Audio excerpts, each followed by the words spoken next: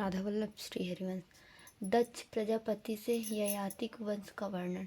वैशंपायन जी कहते, जन्मेजय, अब मैं भरत, कुरु, पुरु आदि के वंशों का वर्णन करता हूँ। यह बड़ा ही पवित्र और कल्याणकारी है। ब्रह्मा के दाहिने अंगूठे से उत्पन्न दक्ष प्रजापति की प्रचेता दक्ष हुए। उन्हीं से सारी प्रजा उत्पन्न हुई। उन्होंने पहले अपनी पत्नी वीरणी के गर्भ से 1 सहस्त्र पुत्र उत्पन्न किए थे। नारद मुनि ने उन्हें मोक्षप्रद ज्ञान का उपदेश करके विरक्त बना दिया। तब उन्होंने 50 कन्याएं उत्पन्न की। उन्होंने उनके प्रथम पुत्र को अपना बनाने की शर्त पर उनका विवाह किया। यह बात कही जा चुकी है कि उन्होंने कश्यप से 13 कन्याओं का विवाह किया था।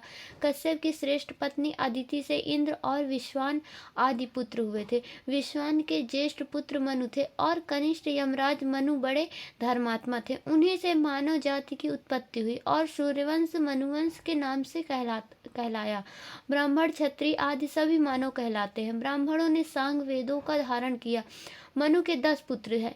ये वेन, श्रेणु, नरियंस, नाभाग, इक्ष्वाकु, कारुस, सरयाति, इला, कन्या, वृषघ्र और नाभागारिष्ट।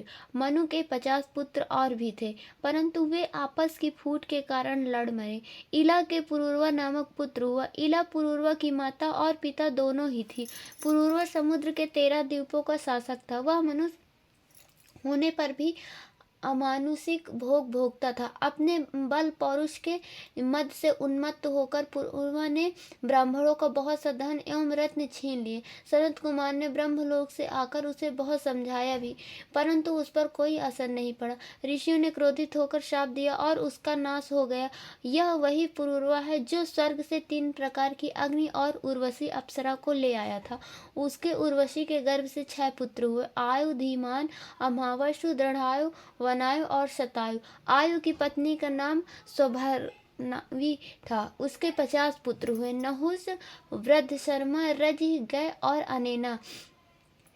आयु के पुत्र नहुस बड़े बुद्धिमान और सच्चे वीर थे। उन्होंने धर्म के अनुसार अपने महान राज्य का शासन किया। उनके राज्य में सभी सुखी थे। चोर और लुटेरों का बिल्कुल भय नहीं था। उन्होंने अभिमानवश ऋषियों से पालकी उठवाई, यही उनके नाश का भी कारण हुआ। यूँ तो उन्होंने तेज तपस्या और बल विक्रम से देवताओं को पराजित करके अपने को इंद्र बना लिया था। नहुस के 6 पुत्र हुए, यति, ययाति, संयति, आयति और ध्रुव। यति योग साधना करके ब्रह्मस्वरूप हो गए, इसलिए नहुस के दूसरे पुत्र ययाति राजा हुए। उन्होंने बहुत से यज्ञ किए और बड़ी भक्ति देवता और पितर आदि की उपासना करते हुए प्रेम से प्रजा का पालन किया।